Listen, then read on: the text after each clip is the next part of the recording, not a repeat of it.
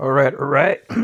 Real quick, I'm just gonna go through just a little bit what happened, what I got, and some stuff that I read. So today, somebody gave me this from AA group. They know I like books, and they just happened. They didn't know what kind of book this was, and I said this is the origin of Wolverine's story when he was younger and how he grew up with Sabretooth as his brother and all this other stuff. So he gave me this. That's cool. I read this. I had gotten this in the library and read it. It's a really good read. I'm really happy that I got my own copy. So real quick, I've just been reading the Void Rivals. The last issue was 14. I think 15 came out this week, but it was delayed.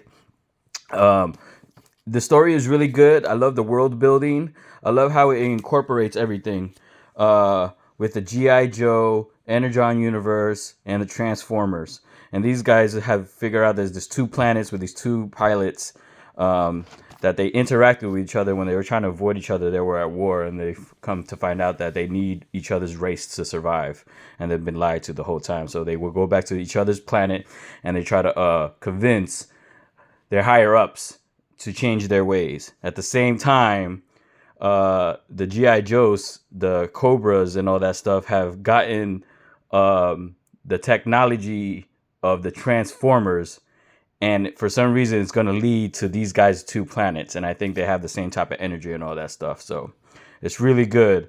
The one guy on the one planet, I forgot the guy's name. They have some weird names, but he is with a transformer, Jetfire, I think his name is, and they going to his home planet and all this other stuff. It's really good. I love it.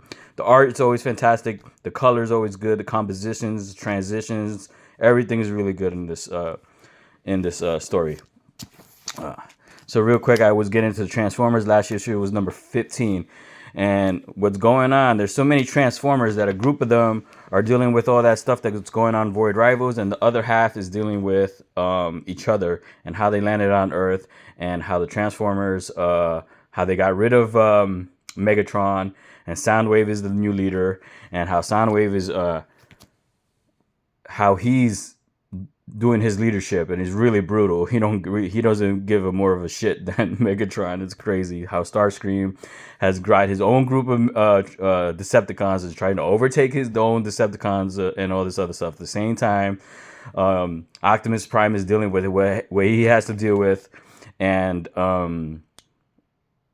with the Matrix, and how he had to put himself to alive, and he has bits and pieces of this, and it's really cool. A lot of Transformers that you don't think are gonna make it don't make it, and it's really good. Art is always fantastic. Again, the composition is good, transitions are good, fast paced, a lot of action, a lot of good storytelling. How the characters talk to each other is really good. It gives you that 80s nostalgia if you were really into the cartoons back in the day. It's really awesome.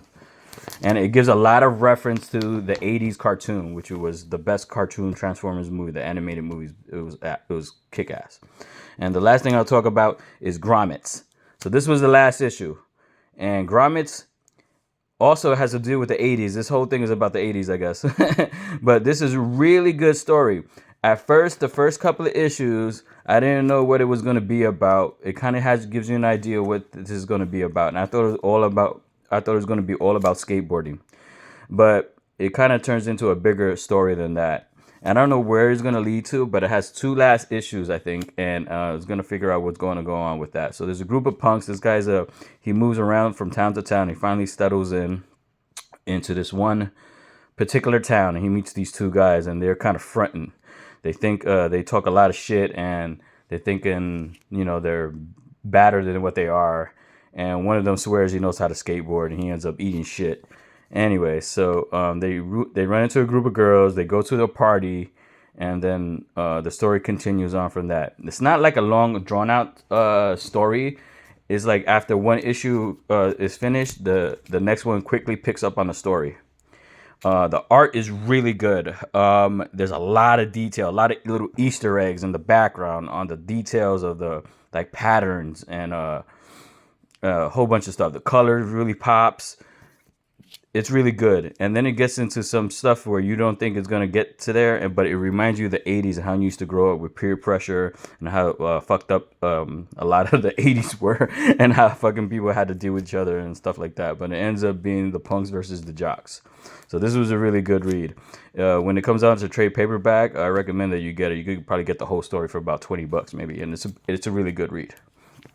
All right, fellas, that's all I got. Have a good one.